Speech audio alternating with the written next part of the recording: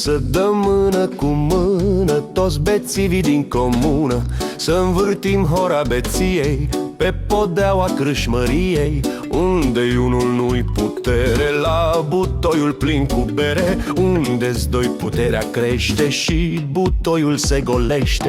Măi, cu metre, măi, vecine, lasă grija pentru mâine, prinde halba cu mândrie, s-o sorbim dintr-o sorbire. Amândoi avem o sete, toată lumea să se îmbete, să facem de o mahmureală până cădem cu capul în poală.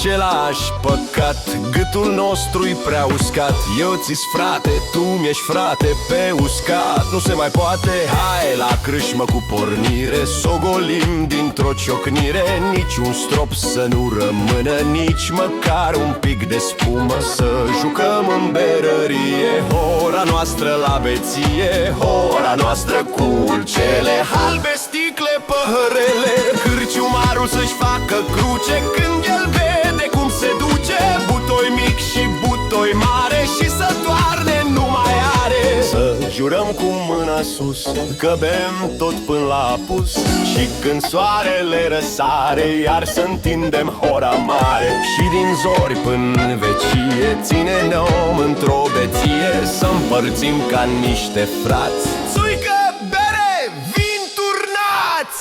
Ha, ha, ha! Hai, turnați!